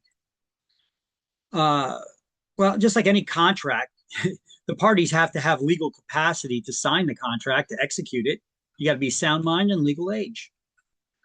The grantee, the buyer, has to be named with reasonable certainty that they can be readily identified in that deed. So you name them there. Consideration, that's the full purchase price. There has to be a granting clause, that's the heart of the deed explaining what is being sold or transferred. The habendum clause usually follows the granting clause. It further explains things that are stated that require more details or clarification. It always begins with the words to have and to hold. So habendum clause always follows the granting clause. So the granting clause explains what exactly is being sold or transferred. Is it your rights? Is it your ownership? What is it? Mineral rights? If something needs further explanation, it'll be in the habendum clause. Let's say in the granting clause, if you and somebody else bought a property together, just as partners, what's the default form of ownership? Two owners not married to each other. Common. Tenancy in Tenants common. in common. Yeah. Yep, tenancy in common. And let's say you put up 75% of the cash and your partner put up 25% of the cash. If you do not state in the deed that you're 75% owner, you're 50-50. So, where would you further clarify that? In the habendum clause. Okay. Now, we don't put this stuff together, attorneys do. They're just explaining to us some of the clauses that are here in these deeds. So if you look at somebody's a homeowner's deed, you could read it and see if it see what it's about and understand it. Now, legal descriptions of real estate need to be also stated in the deed. What exactly is being transferred here? Although property address and lot and block numbers may be useful, they're not legal descriptions. And they could be used in contracts too, and they are used in the contracts. But the legal description of land, the metes and bounds, a government or rectangular survey, or a plat map, those are the legal descriptions that must be included in the deed itself or attached to it. So deeds do not have to be dated in order to be valid. Once again, they or signed by the buyer, unless they try to record the deed in the public record, and then they need to have their signatures on it, and their signatures have to be acknowledged to verify it's not a forgery. And you should do that as soon as possible.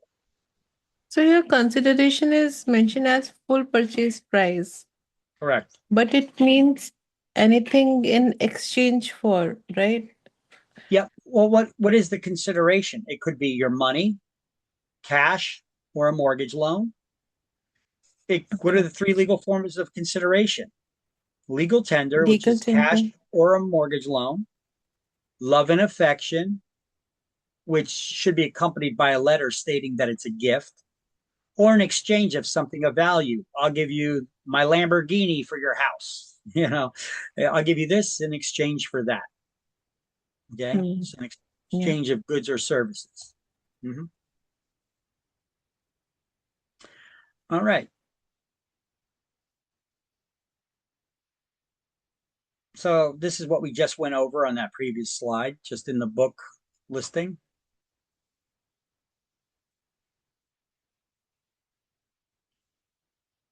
Okay.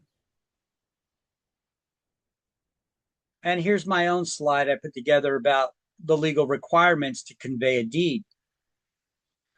So I got all those terms in one place. This is a good slide. Snap a picture of it if you have not. We'll go over it one more time here. The grantor, that's the seller. They have to be at least 18 years of age or older to effectively convey the property, or if they're a minor, they could be a married minor, right? And then they'd be considered a competent party for exam purposes, not for real life, because minors can't be married in New Jersey anymore, right? But on exams, apparently they can.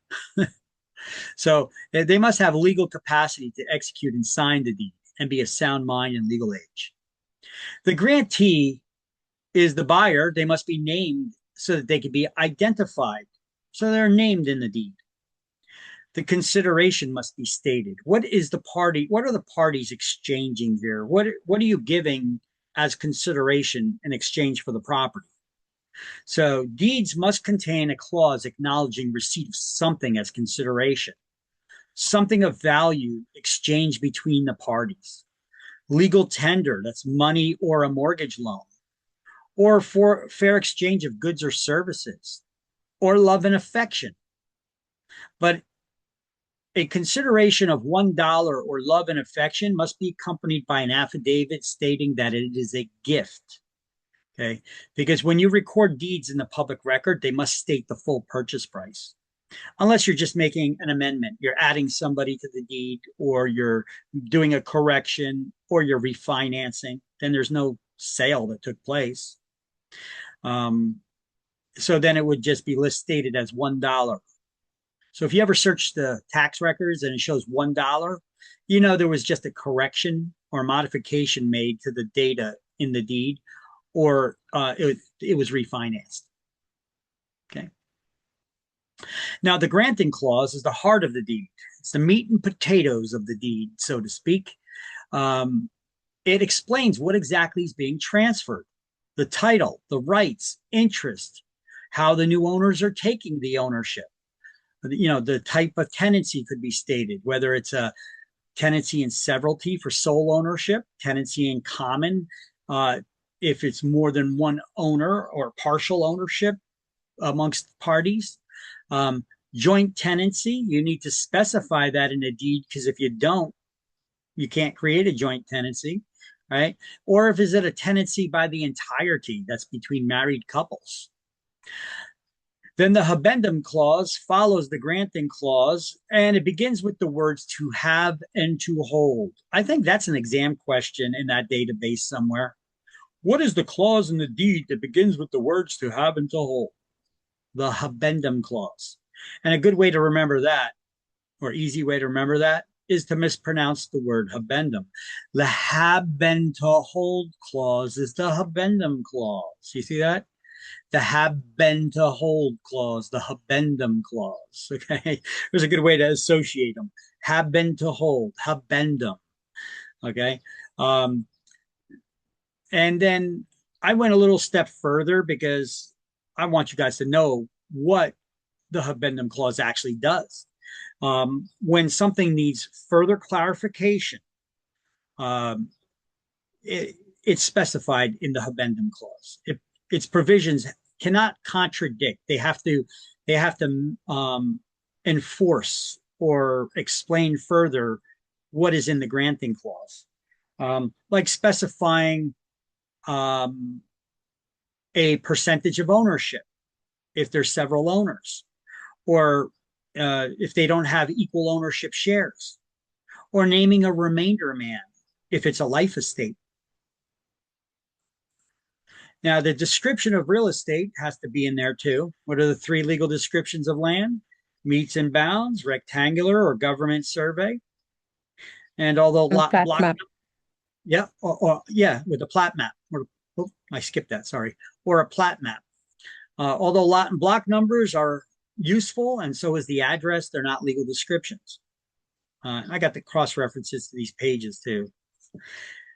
Any exceptions or reservations. So if there's any restrictions placed in the deed, they need to be added here. Like if you're putting restrictions on how a future owner can use a property. So what do you call the type of estate in land that's based on a restriction? Fee determinable, defeasible fee, or conditional fee estate. The signature of the grantor, the sellers need to sign deeds, and an acknowledgement that provides evidence that the signatures are genuine to prevent forgeries.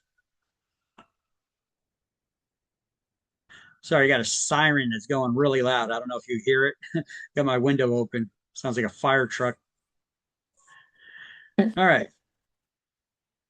Ooh, sound like it parked about a block away. All right. So this is actually another good slide to study Fire? from. Fire This, alarm or what? no, it sounds like a fire truck. Okay. You know, the sirens from a fire truck. It sounded like it stopped maybe about a block away. Anyway, so this is a good slide to study. It has a lot of information here about the process, the grantor, the grantee, who needs to sign it, who doesn't need to sign it. You need to sign it and have your signature acknowledged before it can be added if you're the grantee. what is the three legal forms of consideration? What is the granting clause? What is the habendum clause? What are the three legal descriptions of land? Any exceptions or reservations in the type of estate and land that is based on restrictions? This slide got a lot of information in it. Oh, and what is an affidavit? It's a sworn statement.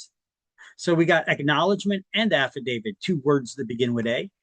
An affidavit is a sworn statement. An acknowledgement is just providing that signatures are genuine because somebody checked the IDs to prevent forgeries.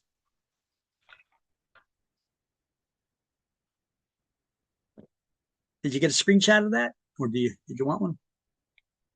Yeah, I'm okay. I have these slideshows. Oh, you already got it. Okay. I just wanted to check. Hmm? Okay, so this is just talking about the acknowledgement again, delivery and acceptance. Okay, delivery and acceptance, implied delivery and acceptance is possible in the eyes of the law, although transfer of ownership takes place upon delivery and acceptance of the actual deed itself. Deeds do not need to be dated because ownership transfers upon delivery and acceptance of the deed. When delivery is an acceptance, when it's delivered and accepted, the owner is said to have seized the land, and the ownership transfers at that moment in time. Implied delivery and acceptance is possible, but it's rare. Let me explain this. There was a case in New Jersey. I don't remember who it was, but it was a Motown diva, from the 60s or 70s or wherever it was. There was this Motown diva that she was selling her mansion in New Jersey, and was doing a lot of phone conferencing because the attorneys handle that stuff, for the rich. So she was selling her mansion there in New Jersey, and she was communicating with the buyer through her attorneys, and they were doing conference calls and all that. And they were FedExing documents. They FedExed the documents to her that she needed to sign and all that stuff. And so she signed the final paperwork, and she just needed to FedEx it back. And on her way, she had a stroke, dropped dead, and died. The buyer transferred the funds already to her bank account. She was putting in the mail, the FedEx, the documents that she signed, the deed, transferring the ownership to him. And this was in a four-way conversation between both of their attorneys and the buyer and the seller. However, she died before she could deliver it. So the question became, did delivery and acceptance take place? Did she actually sell the property? Because her children, they saw all that money in the bank account. They love that. And they got the mansion. They love that. They didn't want to give up either. But the buyer was like, no. You don't get to keep my money and the house. Now, the question was, did the sale actually take place or not? So it went to the courts, and they found that implied delivery and acceptance took place because you had all the parties on the phone with each other conversing that she was going to deliver this deed. She signed it. She was going to deliver it. The cash was transferred. All this stuff was confirmed. And the only thing that happened is she never made it to the mailbox. Okay. So the court ruled that her intent was to deliver it because she signed the deed and it was already in the FedEx envelope, so it did take place. But this is a rare circumstance, and that would have to be probably battled out in court. So don't count on implied delivery and acceptance. Actual physical delivery and acceptance is usually the standard. So consideration. To be valid, all deeds must contain a clause acknowledging the grantor's receipt of something as consideration. It's what the parties give or receive from each other. For any contract to be valid, there has to be an exchange of something of value. Okay.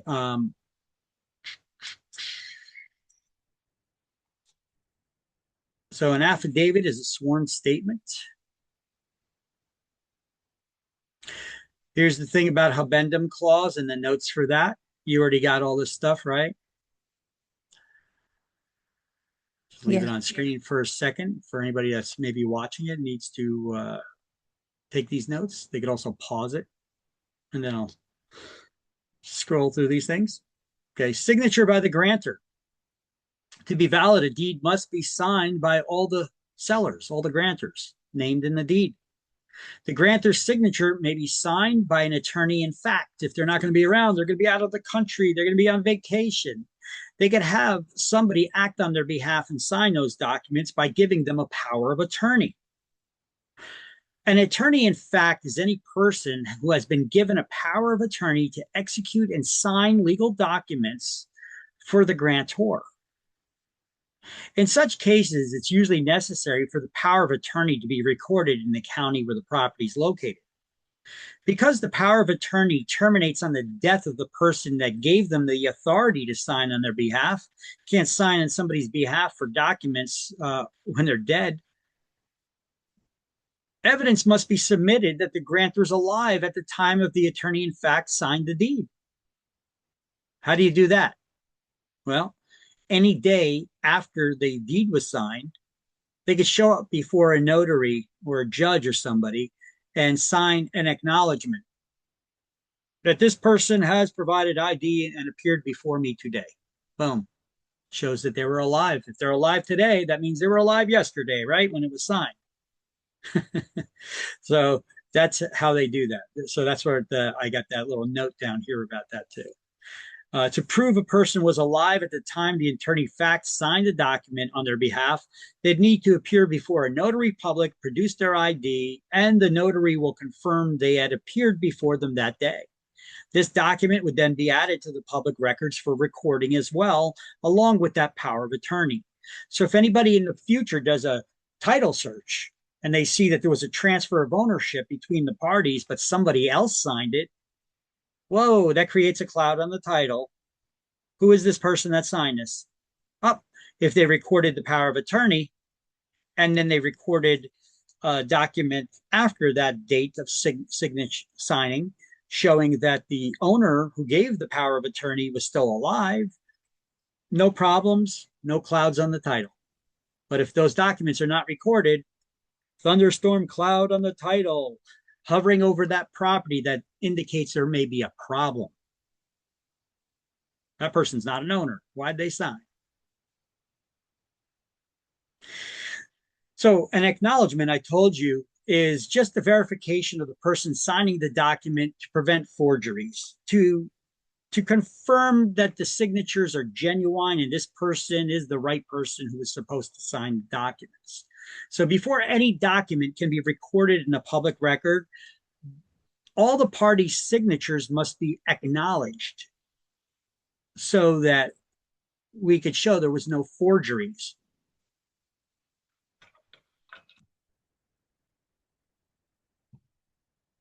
You know, you see these people all the time trying to sell home title lock. You ever see the commercials? It's always on TV because of title theft, home title lock.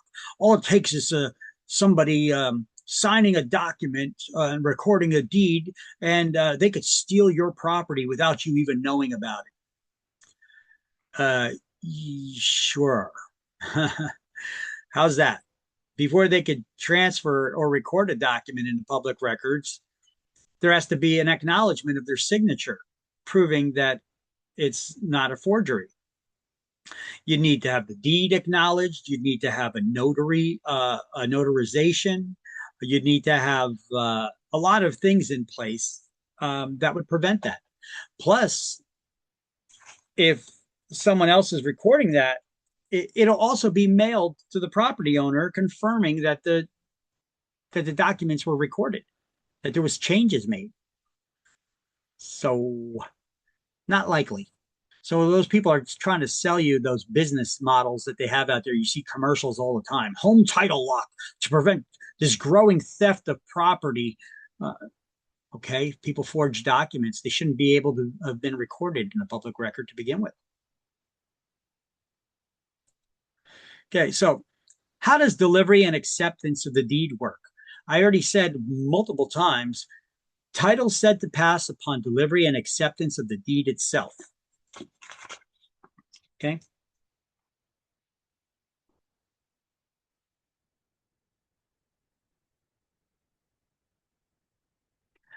Um, Now, how did the transfer of title, how did the transfer of ownership take place in the Middle Ages when few people were literate? That means they didn't know how to read or write. How do you transfer ownership? You can't read a document, you can't sign it. So, how did the transfer of ownership take place in the Middle Ages? Okay, if you're familiar with something we used to have when I was growing up, we had these commercials after school on TV. They were like educational. They called it Schoolhouse Rock. You know, they had songs and music that taught kids how to learn things like conjunction, junction, what's your function? Learning them about the words in English and how to put words together with conjunctions. Um, and what is a bill? You remember that one? How bills and laws are signed and passed into law. Look up these videos. You could find them on YouTube still. What is a bill? It's called Schoolhouse Rock. What is a bill? Conjunction junction. All that stuff. You'll get a kick out of them. They'd be good for your kids to learn to watch too. They'll catch on to it and sing it too. Now, so just think of those types of cartoon characters and where they had those cartoonish voices. Close your eyes and listen as I read this story to you. Okay? In England during the Middle Ages, when few people were literate, transfer of title occurred in the following manner. The seller took the buyer to a field in question, and they walked the boundaries. This was known as the beating of the bounds. Then the seller reached down and took a clod of earth that represented the whole field, and they handed it to the buyer. At the moment that the buyer seized that clod of earth, that clod of land, they became the owner of the land. Today, a document is used instead of a clod of earth, but title still said to transfer at the moment of delivery and acceptance, and the owner still said to be seized of the land. The word season denotes ownership and control.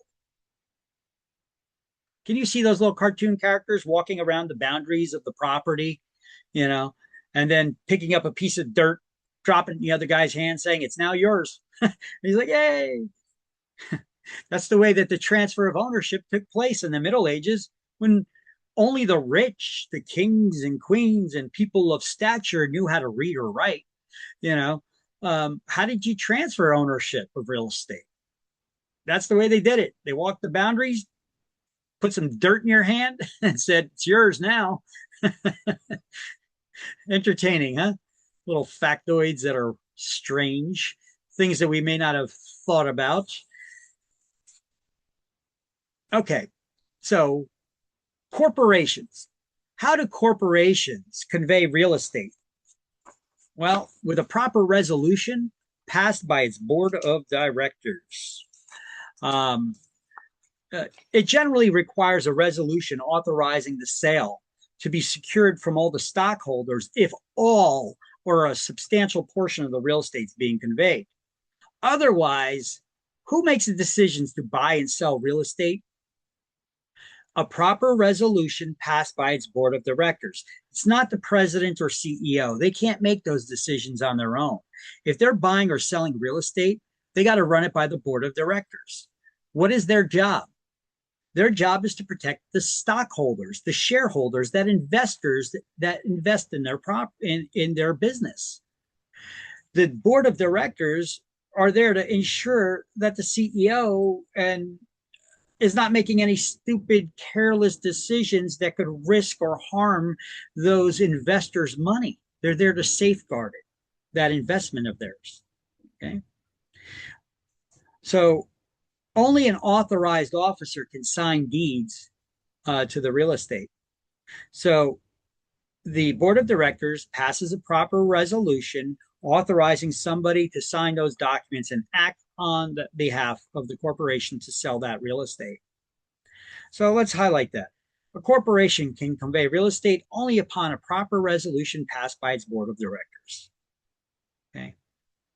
And this is good information for you to know because what if somebody comes in and they want to sell or buy property in the name of an LLC or a corporation? My first thought is, who are you? What do you have to do with that company? Prove it. I mean, look, if you went into a bank and you tried to open up a bank account in the name of a corporation or an LLC, what is the bank manager going to tell you? Who are you? What are you related to them? Prove it. You have documentation showing that you're the authorized signatory? That's what's required. And that concludes this chapter. So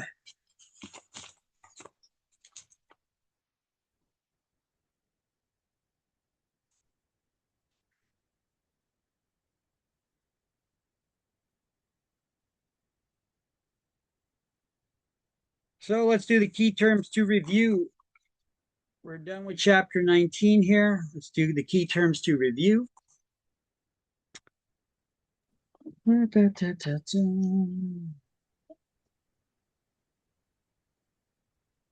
On page 368, key terms 1. Are you ready? Yes. One who receives Receives. property through a deed. Grantee. The grantee, 9 is A. A deed implying the grantor actually owns the property, but nothing more. Bargain and sale deed. Yes, 2 is B. Actions that actually transfer the title. When does a transfer of title take place? What are those When actions? there's a delivery. Delivery and acceptance. 8 is C. Okay. A clause in a deed that makes the transfer. Yeah, granting clause. Yeah, the granting clause. 10 is D. That's the meat and potatoes, the heart of any deed. 10 is D. Sorry. Okay. Okay. Legal promise. What legal promise? Yep. What do we call legal promises? Covenant. A covenant. 5 is E. Covenant. A document used to transfer title in a parcel Deed. of real property. 7 is F, a deed.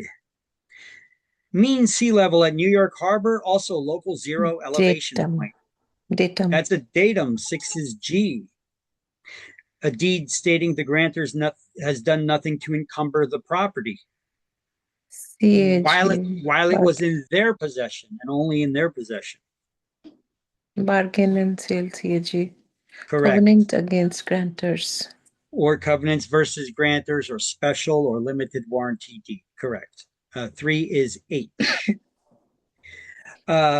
Declaration to a notary or other official to prevent forgeries. Acknowledge.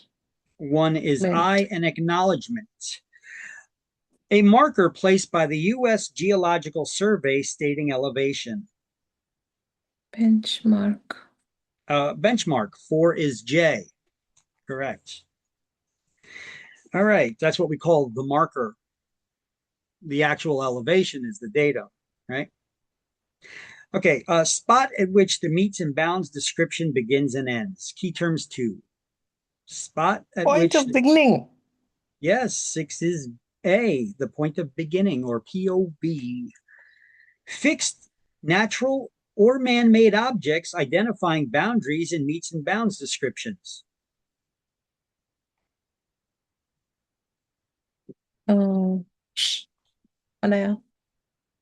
Monuments. The monuments, 5 is B. One who transfers title by signing a deed. Grantor. The grantor, one is C.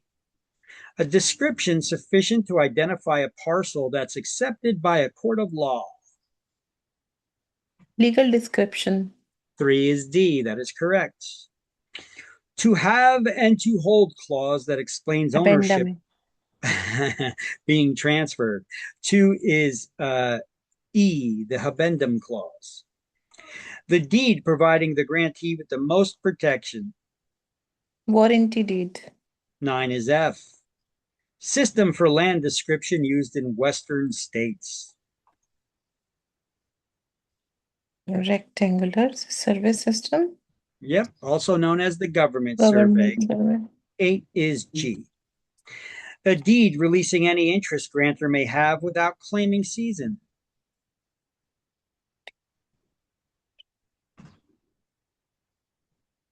Quit claim deed.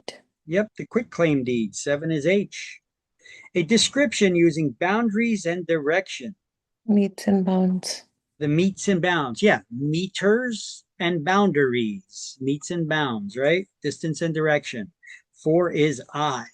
And that concludes chapter 19.